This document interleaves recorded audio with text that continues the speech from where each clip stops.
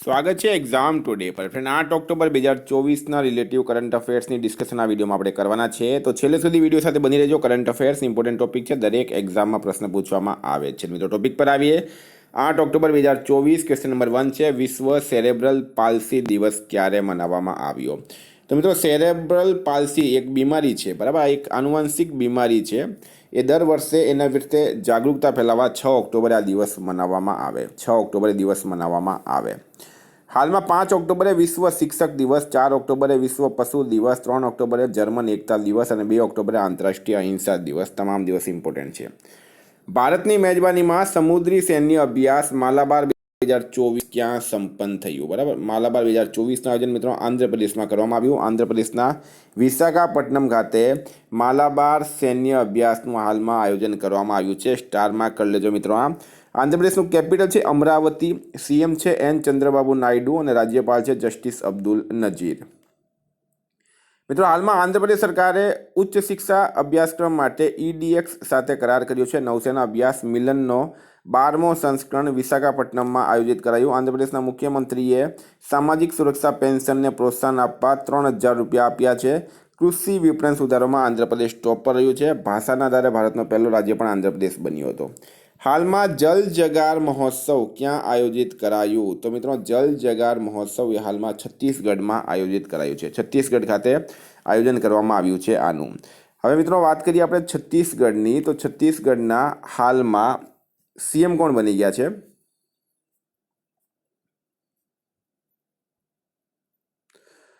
તો મિત્રો છત્તીસગઢની અંદર સરકાર ચેન્જ થઈ ગઈ છે, બરાબર. વિષ્ણુદેવ સાય ત્યાંના નવા સીએમ બન્યા. રાજ્યપાલ છે રમણ ડેકા. હાલમાં 17મા દિવ્ય કલા મેળાનું ઉદ્ઘાટન રાયપુરમાં થયું. વિશ્વની 10 સૌથી મોટી કોયલા ખદાનોમાં 2 ભારતીય ખદાન ગેવરા અને કુસમુંડા છત્તીસગઢની સામેલ કરવામાં આવી. રાયપુરમાં યુવા સમૂહે મિયાવાકી પદ્ધતિથી લઘુ એટલે કે સ્મોલ જંગલ બનાવ્યો છે. છત્તીસગઢમાં અવૈધ ધર્માંતરણને રોકવા માટે કાનૂન લાવવામાં આવ્યું. રમણસિંહ છત્તીસગઢની વિધાનસભાના સ્પીકર બન્યા છે. હાલમાં ગુજરાતમાં સેવા સેતુ કાર્યક્રમના કેટલામાં તબક્કાનો પ્રારંભ થયો છે? તો ગુજરાતની અંદર મિત્રો સેવા સેતુ કાર્યક્રમના કેટલામાં તબક્કાનો પ્રારંભ થયો? તો રાઈટ આન્સર છે એમાં 10મો, બરાબર, 10મો રાઈટ આન્સર થશે. 55 પ્રોગ્રામ સામેલ કરવામાં આવ્યા.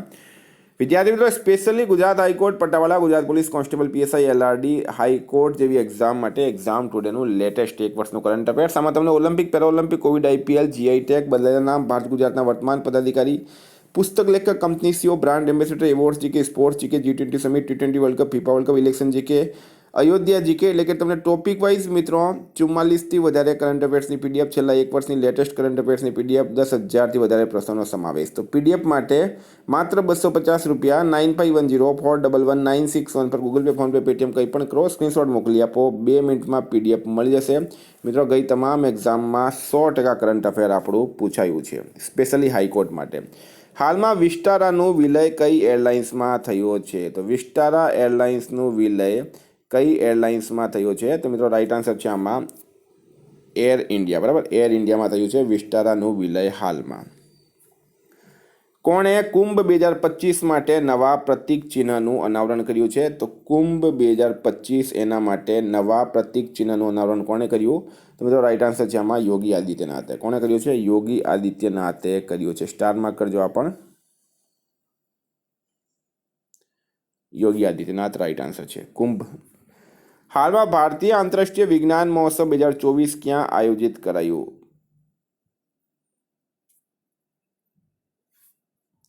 તો મિત્રો ભારતીય આંતરરાષ્ટ્રીય વિજ્ઞાન મહોત્સવ 2024 જે છે આનું આયોજન કરવામાં આવ્યું છે ગુવાહાટી, IIT ગુવાહાટી ખાતે આનું આયોજન કરવામાં આવ્યું છે.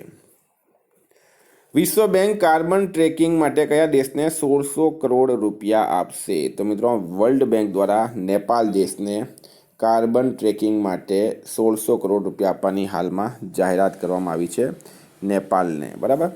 હવે નેપાળનું કેપિટલ છે કાઠમાંડુ. નેપાળના PM છે KP શર્મા ઓલી અને પ્રેસિડેન્ટ છે રામચંદ્ર પોંડેલ. હાલમાં પારંપરિક જીતીય તહેવાર નેપાળમાં મનાવવામાં આવ્યો. નેપાળમાં ભવ્ય સમારોહ સાથે 19 સપ્ટેમ્બરે સંવિધાન દિવસ મનાવવામાં આવ્યો. અશોક રાજ સિંગડેલ નેપાળના સેના અધ્યક્ષ બન્યા છે.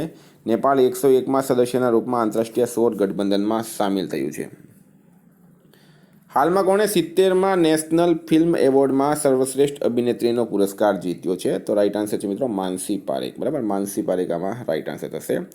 નાગરિક ઉડ્ડયન અને બીજી એશિયા પેસિફિક મંત્રી સ્તરીય પરિષદનું આયોજન ક્યાં કરવામાં આવ્યું? તો નાગરિક ઉડ્ડયન બીજી એશિયા પેસિફિક મંત્રી સ્તરીય પરિષદનું આયોજન મિત્રો રાઈટ આન્સર છે એમાં ન્યૂ દિલ્હી. બરાબર, ન્યૂ દિલ્હી ખાતે હાલમાં કરવામાં આવ્યું છે.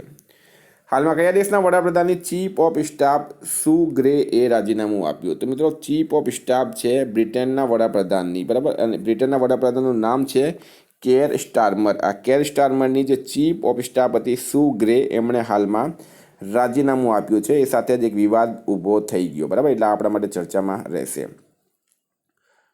મિત્રો વાત કરીએ હવે બ્રિટનની. બ્રિટનનું કેપિટલ છે લંડન, કરન્સી છે પાઉન્ડ સ્ટર્લિંગ. હાલમાં વિશ્વ નેતાઓનો શિખર સંમેલન 2024 લંડનમાં આયોજિત કરાયું. યુકેની પહેલી મહિલા નાણામંત્રી રાચેલ રીવ્સ બની છે. બ્રિટનમાં ભારતીય મૂળની સાંસદ શિવાની રાજાએ ભગવદ્ ગીતા પર હાથ મૂકીને શપથ લીધી. મિર્ગી નિયંત્રણ માટે દુનિયાનો પહેલો બ્રેન ટ્રાન્સપ્લાન્ટ બ્રિટનમાં કરાયું. 2023માં દુનિયાનો સૌથી ભીડભાડવાળો શહેર પણ લંડન બન્યું છે. હાલમાં નેપાળના નવા મુખ્ય ન્યાયાધીશ કોણ બન્યા છે? તો નેપાળની અંદર નવા મુખ્ય ન્યાયાધીશ કોણ બન્યા? તો ફ્રેન્ડ રાઈટ આન્સર છે એમાં પ્રકાશ માનસિંહ રાઉત. બરાબર. ક્યાં સશસ્ત્ર સૈન્ય પ્રદર્શનીનું આયોજન કરાયું? તો સશસ્ત્ર સૈન્ય પ્રદર્શનીનું આયોજન ક્યાં કરવામાં આવ્યું છે? તો છત્તીસગઢ ખાતે. બરાબર, છત્તીસગઢ ખાતે સશસ્ત્ર સૈન્ય પ્રદર્શનીનું હાલમાં આયોજન કરવામાં આવ્યું. મિત્રો વાત કરીએ હવે છત્તીસગઢની આપણે ઓલરેડી વાત કરી ગયા છે. કયા દેશના રાષ્ટ્રપતિ ભારતની આધિકારિક યાત્રા પર આવ્યા છે? કયા દેશના રાષ્ટ્રપતિ ભારતની આધિકારિક યાત્રા પર આવ્યા? તો મિત્રો હાલમાં માલદીવના રાષ્ટ્રપતિ છે. બરાબર, એમનું નામ છે મોહમ્મદ મોઇઝુ. માલદીવના રાષ્ટ્રપતિ ભારતની આધિકારિક યાત્રા પર આવ્યા છે. માલદીવનું કેપિટલ છે માલે અને કરન્સી છે માલદીવન રૂપિયા. હાલમાં માલદીવે સંયુક્ત રાષ્ટ્રની હાઈ સીઝ ટ્રીટી પર હસ્તાક્ષર કર્યા. ભારત અને માલદીવે 1000 સિવિલ સેવા અધિકારીઓના પ્રશિક્ષણ માટે કરાર કર્યો. માલદીવ 26 જુલાઈ 2024 પોતાની આઝાદીની 59મી વર્ષગાંઠ મનાવી છે. માલદીવ ભારત સાથે હાઇડ્રોગ્રાફિક સર્વે એગ્રીમેન્ટને ખત્મ કરશે. હાલમાં કોણે 2024ના જૈવ વિવિધતા માટે મિડોરી પુરસ્કાર જીત્યો છે? તો મિત્રો યશાબેલ અગસ્ટીના અને વેરા વોરોનોવા. બરાબર, વેરા વોરોનોવા, આ બંનેએ જીત્યો છે. સ્ટારમાં કરજો. હાલમાં કોણે મહિલા એશિયાઈ ચેમ્પિયન્સ ટ્રોફી 2024નો લોગો અને શુભંકરનું અનાવરણ કર્યું? તો મિત્રો મહિલા એશિયાઈ ચેમ્પિયનશિપ હોકી ટ્રોફી 2024, આનું આયોજન બિહારમાં થશે. બિહારના સીએમ નીતિશ કુમારે હાલમાં એનું અનાવરણ કર્યું છે.